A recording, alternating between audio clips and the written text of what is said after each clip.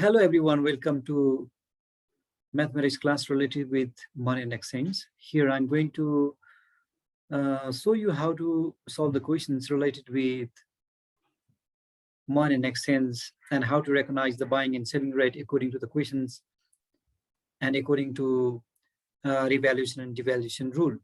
So if the buying rate and selling rate of $1 in a bank are rupees 101 and 102 respectively. So buying rate is generally low here and selling rate is high. And this is published by the central bank of any particular country. Mr. Bidan bought dollar for rupees 5,100 and sold it in the next day. But in the next day, NC is devalued by 10%. So what will be the profit percent of Mr. Bidan after devaluation? So the solution is here, Mr. Bidan Adhikari has rupees 5,100, that is Nepalese currency. So here you can see NC means Nepalese currency, or you can also consider it as a domestic currency. So because of this devaluation, we need more money to get the same previous amount of foreign currency. This devaluation is actually explains about a decrease in the value of money.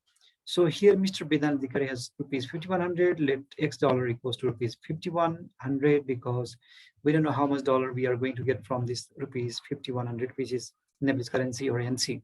So if it is chain rule, then here, if here is rupees, then here should be also rupees. Okay.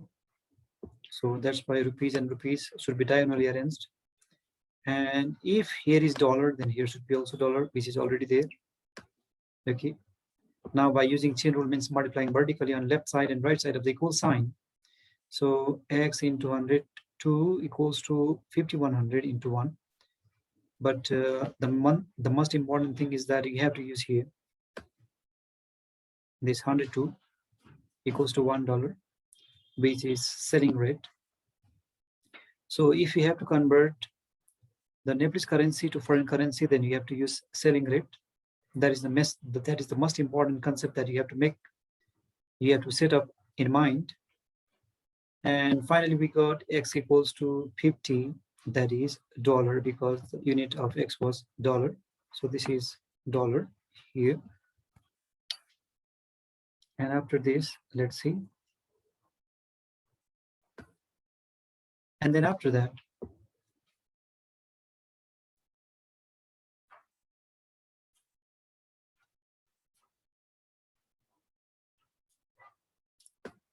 he bought $50 for rupees 5,100. Since the Nepalese currency is devalued by 10%, so I think we have understood the meaning of DIP, dip, very deeply. So since the Nepalese currency is devalued by 10%, new buying rate of the bank is $1 equals to rupees 101 plus 10% of 101, because devaluation means it's increase. Okay, so 1 unit of foreign currency can give more amount of Nepalese currency, it means that, and the value of the Nepalese currency is decreased because we need more money for 1 unit of foreign currency, which is not good for the economy of our country. So if there is devaluation, then remember that you have to understand that the economy is not working well. Okay, so it's a low performing economy result. So you can see here 101 plus 10% of 110, which is 101 plus 10% of 101 is 10.1, that is 111.10.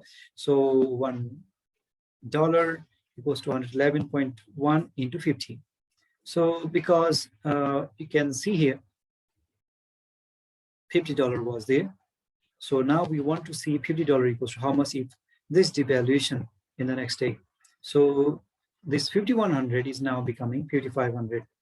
So you may be thinking that there is a profit, but no, it's not good for the country, because you need 5,555 to get $50, whereas previously only 5,100 was enough for getting $50. That's why it's not good for the economy.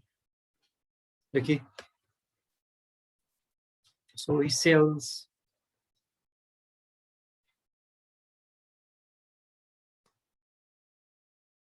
$50 for rupees 5,555, 5,555. After devaluation, he has got rupees 5,555. And here you can see that CP was rupees 1,500 and SP is now with the same $50, it's 5,555. So there is definitely selling price higher than cost price. There should be profit. And you know that profit is equals to SP minus CP. So by using this formula, you can find the value by keeping 5,555 minus 5,100, which is definitely equals to rupees 455. Okay, after this, you can substitute the value. Here, profit percent formula is profit upon CP into 100. Profit means SP minus CP, so you can keep here and finally get the profit percent as 8.92%. So if there is devaluation of our domestic currency, then it is better to hold the foreign currency so that we get profit. Okay, but it's not good for the economy. So thank you all for being here to see this. Hope that you understood well. Thank you all for being here.